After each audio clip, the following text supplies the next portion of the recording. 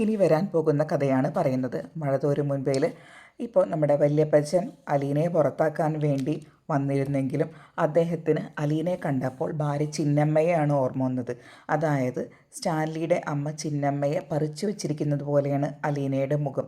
അതേ നോട്ടം, അതേ നടപ്പ്, എല്ലാം കൊണ്ടും ചിന്നമ്മ തന്നെ. ചിന്നമ്മ പുനർജനിച്ചതാണെന്ന് പോലും അദ്ദേഹത്തിന് തോന്നിപ്പോയി. എന്തായാലും സ്റ്റാൻലിയുടെ ജീവിതത്തിൽ ഒരു ബാധ്യതയാവും ഈ മകളെന്ന് വിചാരിച്ച് അവിടെ ഒഴിവാക്കാൻ വേണ്ടിയിട്ടാണ് ഔതക്കുട്ടി ചായാൻ കുളത്തൂപ്പുഴ എത്തിയതെങ്കിലും അലീനയുടെ വാക്കുകൊണ്ടും സംസാരം കൊണ്ടും എല്ലാം അവൾ ഔതക്കുട്ടി ചായനെ കയ്യിലാക്കി കഴിഞ്ഞു.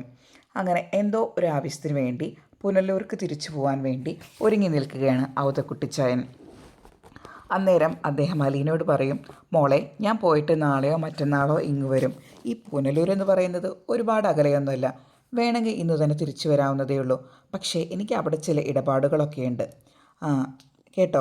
അതുകൊണ്ട് മോള് വിഷമിക്കൊന്നും വേണ്ട, വല്യപ്പച്ചൻ പോയിട്ട് ഷടേ എന്നങ്ങ് വരാം എന്ന്. അപ്പോൾ നമ്മുടെ അലീന പറയും, വല്യപ്പച്ചൻ ധൈര്യമായിട്ട് പൊക്കോ, ഇവിടുത്തെ കാര്യങ്ങളൊക്കെ ഞാൻ നോക്കിക്കാളാമെന്ന്. ഇതേ സമയം സ്റ്റാൻലിയും അലീനയും ചെറിയൊരു സൗന്ദര്യപ്പിണക്കത്തിലാണ്. മറ്റൊന്നുമല്ല, സ്റ്റാൻലിയുടെ ജോലിക്കാരൻ പൗലോസ് അടുക്കളയിൽ കുറേ സാധനങ്ങൾ വേസ്റ്റാക്കി കളയുന്നുണ്ട്. പഴവും പച്ചക്കറിയും ഫ്രൂട്ട്സും മീനും ഇറച്ചിയും എല്ലാം വേസ്റ്റാക്കി കളയും. അത് കണ്ടപ്പോൾ അലീനയ്ക്ക് ദേഷ്യം വന്നു. അലീന അത് പൗലോസിനോട് ചോദ്യം ചെയ്തു. പക്ഷെ പൗലോസ് ആണെങ്കിൽ അത് കേട്ട ഭാവം നടിച്ചേയില്ല. അപ്പോൾ ഇത് അലീന വന്ന് സ്റ്റാൻലിയോട് പറഞ്ഞു, ഇത്രയും ഭക്ഷണങ്ങൾ എന്തിനാണ് വേസ്റ്റ് ആക്കുന്നത് എന്ന്. പക്ഷേ അലീനയും അത് സ്റ്റാൻലിയും അത് കേട്ട ഭാവം നടിച്ചില്ല. അതുകൊണ്ട് തന്നെ അലീന ഒരു ചെറിയ പിണക്കത്തിലാണ്. എന്നാൽ അലീനയാണെങ്കിൽ പൗലോസിനെ ചോദ്യം ചെയ്തപ്പോൾ സ്റ്റാൻലി അതിനെ സപ്പോർട്ടും ചെയ്തില്ല. അങ്ങനെ അലീനയും സ്റ്റാൻലിയും ചെറിയ സൗന്ദര്യപ്പിണക്കത്തിലാണ്. അവൾക്ക് ആകെ ഉണ്ടായിരുന്നൊരു കൂട്ടെന്ന് പറഞ്ഞത് ഔതക്കുട്ടിച്ചായനായിരുന്നു. പിന്നെ ജോലിക്കാരൻ ആൻ്റപ്പൻ ചേട്ടനാണെങ്കിൽ വലിയ കുഴപ്പമൊന്നുമില്ല, 2 തോണിയിലും കാലിട്ടിങ്ങനെ നിന്നോളും.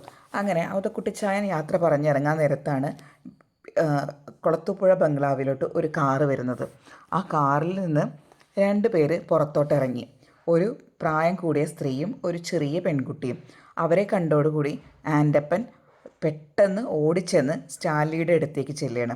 സ്റ്റാൻലി ആണെങ്കിൽ ടി വിയിൽ അനിമൽ പ്ലാനറ്റ് കണ്ടുകൊണ്ടിരിക്കുകയാണ്. അപ്പോൾ ഇതേ സമയം ആൻ്റപ്പൻ ചേട്ടൻ വന്നിട്ട് പറഞ്ഞു, സാബ്, അതേ നമ്മുടെ റീതാമച്ചിയും ടാനിയമോളും വന്നിട്ടുണ്ടെന്ന്. അപ്പോൾ സ്റ്റാൻലി ചോദിക്കും, എവിടെ? അതേ ഇവിടെ വന്നിട്ടുണ്ട്, അതേ കാറിൽ നിന്ന് ഇറങ്ങി. അപ്പോൾ ആൻ്റപ്പനോട് സ്റ്റാൻലി പറയുകയാണ്, അവരൊക്കെ വന്നോട്ടെ, അതിനെന്താ, നീ പോയി നിൻ്റെ പണി നോക്ക് എന്ന് പറയുകയാണ്. അപ്പോഴേക്കും സ്റ്റാൻലിയുടെ വാതിലിൽ മുട്ടുന്ന ശബ്ദം കിട്ടും. അപ്പോൾ സ്റ്റാൻലി പറയും, കമിൻ എന്ന് പറയുകയാണ്. അപ്പോൾ റീതാമയും ടാനിയയും കൂടിയിട്ട് റൂമിലോട്ട് കയറി വരികയാണ്. അപ്പോൾ റൂമിലോട്ട് കയറി വരുമ്പോൾ സോഫയിൽ സ്റ്റാൻലിയുടെ കുറച്ച് ഇഷ്ടപ്പെട്ട പട്ടികൾ കിടക്കുന്നുണ്ട്. അപ്പോൾ ഇവരെ കണ്ടപ്പോൾ സ്റ്റാൻലി പറയും, പട്ടികളോട് എണീറ്റ് പൊക്കോളാൻ പറയും. ഇനി ടാനിയ ആണെച്ചെങ്കിൽ കാണാൻ ഏകദേശം അലീനയുടെ കാഴ്ചയിൽ അലീനയെ പോലെ തന്നെ ഉള്ളൊരു കുട്ടിയാണ്. അലീനയേക്കാൾ പ്രായം കുറവാണ്.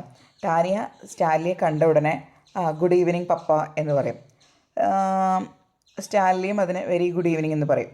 എന്നിട്ട് സ്റ്റാൻലി പറയും, നിങ്ങൾ ഇരിക്കൂ. പിന്നെ ഇത് പട്ടികളിരുന്ന കസേരകളാണ്, അതിൽ ഇരിക്കുന്നതുകൊണ്ട് ബുദ്ധിമുട്ടൊന്നുമില്ലല്ലോ, ഇതെല്ലാം നല്ല അന്തസ്സുള്ള പട്ടികളാണ് എന്ന് കൂടി പറയണം.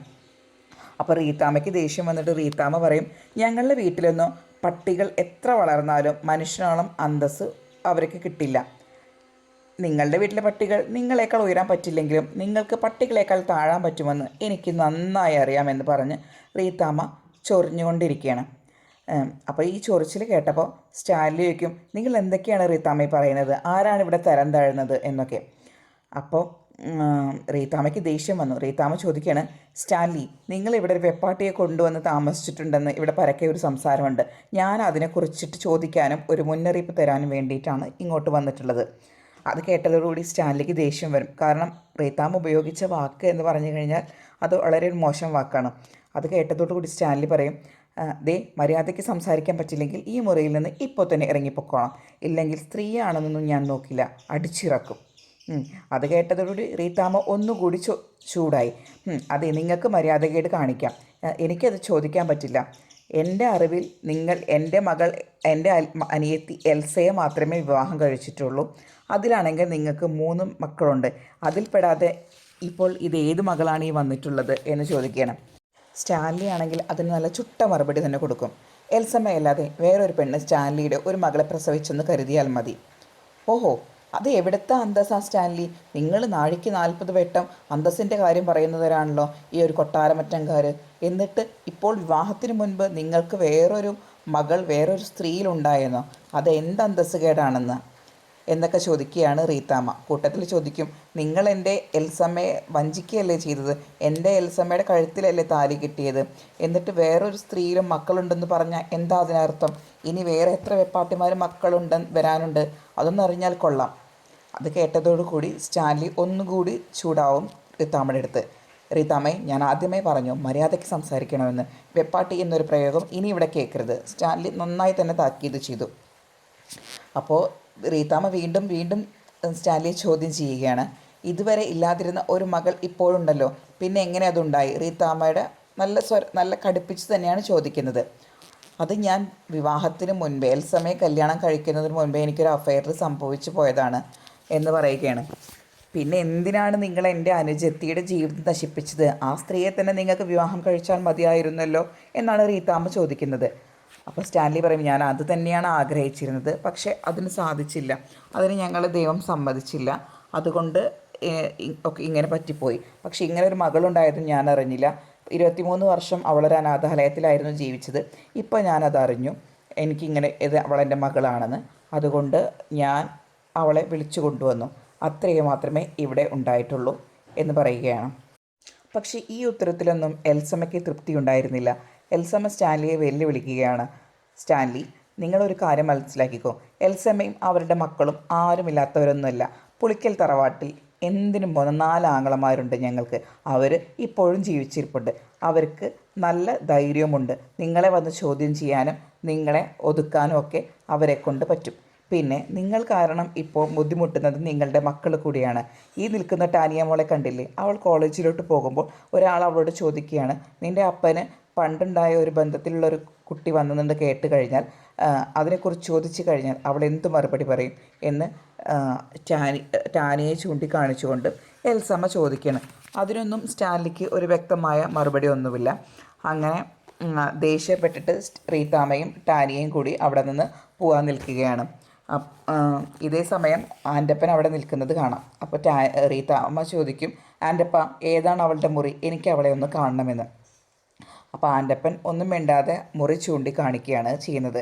അപ്പോൾ മുറി ചൂണ്ടി കാണിച്ചപ്പോൾ റീത്താമ്മ ദേഷ്യം പിടിച്ചുകൊണ്ട് ആ മുറിയിൽ ചെന്ന് കയറുമ്പോൾ അലീന കുളിച്ചിറങ്ങി വരുന്നതാണ് കാണുന്നത്. റീത്താമ്മയാണെച്ചെങ്കിൽ വളരെ വലിയ അധികാര സ്വരത്തിലാണ് ചോദിക്കുന്നത്, എന്താണ് ഇതിൻ്റെ പേര് എന്ന്. അപ്പോൾ അലീന മെല്ലെ പേര് പറഞ്ഞു.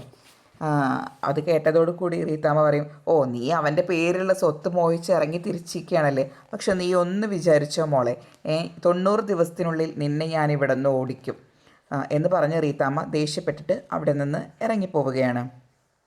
ഇതെല്ലാം കേട്ടിട്ട് ഒന്നും മനസ്സിലാവാതെ നിൽക്കുകയാണ് അലീന. ഇതാരാണിപ്പോൾ വന്നത്? എന്താണ് തന്നോട് സംസാരിച്ചത്? ഒന്നും കൃത്യമായിട്ട് അവൾക്ക് മനസ്സിലായില്ല. എന്തെങ്കിലും ചോദിക്കുന്നതിന് മുൻപ് അവരിറങ്ങി പോവുകയും ചെയ്തു. അങ്ങനെ അലീന അവരുടെ പിന്നാലെ വന്ന് പ്പോഴേക്കും അവർ വേഗം വണ്ടിയിൽ കയറി. അവൾ അവിടെ നിൽക്കുന്ന ആൻ്റപ്പൻ ചേട്ടനോട് ചോദിച്ചു, ആൻ്റപ്പൻ ചേട്ടാ, ഇതാരാണ്? എന്നെ വന്ന് വഴക്ക് പറഞ്ഞല്ലോ. ഓ, അതാണ് മോളെ റീത്താമ്മച്ചിയും ടാനിയ മോളും. റീത്താമ്മച്ചി എന്ന് പറഞ്ഞു കഴിഞ്ഞാൽ ഇവിടുത്തെ സ്റ്റാൻലി ചായൻ്റെ ഭാര്യ എൽസമ്മയുടെ ചേട്ടത്തിയാണ്. കൂടെ ഉണ്ടായിരുന്ന ടാനിയ മോള് സ്റ്റാൻലി ചായൻ്റെ മോളും. ഓ, അത് കേട്ടപ്പോൾ അലീനയ്ക്ക് ആകെ വിഷമമായി. കാരണം ടാനിയ തൻ്റെ അപ്പൻ്റെ മകളല്ലേ, അതായത് തൻ്റെ അർദ്ധ സഹോദരി. അവളെ ഒന്നും മര്യാദയ്ക്ക് കാണാൻ പോലും പറ്റിയില്ല. അപ്പോഴുള്ള അലീനയ്ക്കുള്ള സംശയം ഇങ്ങനെയായിരുന്നു, അല്ല ആൻ്റപ്പൻ ചേട്ടാ, പപ്പയ്ക്കൊരു മകളുണ്ടെന്ന് അറിഞ്ഞു കഴിഞ്ഞാൽ സാധാരണ ഈ ഭാര്യയല്ലേ വന്ന് ചോദിക്കേണ്ടത്? ഇതെന്താണ് ഭാര്യയുടെ ചേച്ചി വന്ന് ചോദിച്ചത് എന്ന്. അപ്പോൾ ആൻ്റപ്പൻ ചേട്ടൻ പറയാണ്, അതൊന്നും എനിക്കറിയില്ല മോളെ, കൂടുതൽ എന്തെങ്കിലും അറിയണമെങ്കിൽ സാബിനോട് ചോദിച്ചോളൂ എന്ന് പറഞ്ഞ് ആൻ്റപ്പൻ അവിടെ നിന്ന് തടി തപ്പുകയാണ്. അങ്ങനെ ആകെ ഒരു കൺഫ്യൂഷനിൽ നിൽക്കുകയാണ് അലീന. എന്തുകൊണ്ട് സ്റ്റാൻലിയുടെ യഥാർത്ഥ ഭാര്യ തിരിച്ച് വന്നില്ല, പകരം അവരുടെ ചേച്ചി വന്നു എന്നൊക്കെ ആലോചിച്ച് ഒരു കൺഫ്യൂഷനിൽ നിൽക്കുന്ന അലീനയെ കാണിച്ചുകൊണ്ടാണ് ഇന്നത്തെ അധ്യായം അവസാനിക്കുന്നത്. നാളെ ഇതേ സമയം അടുത്ത അധ്യായം അപ്ലോഡ് ചെയ്യുന്നതാണ്.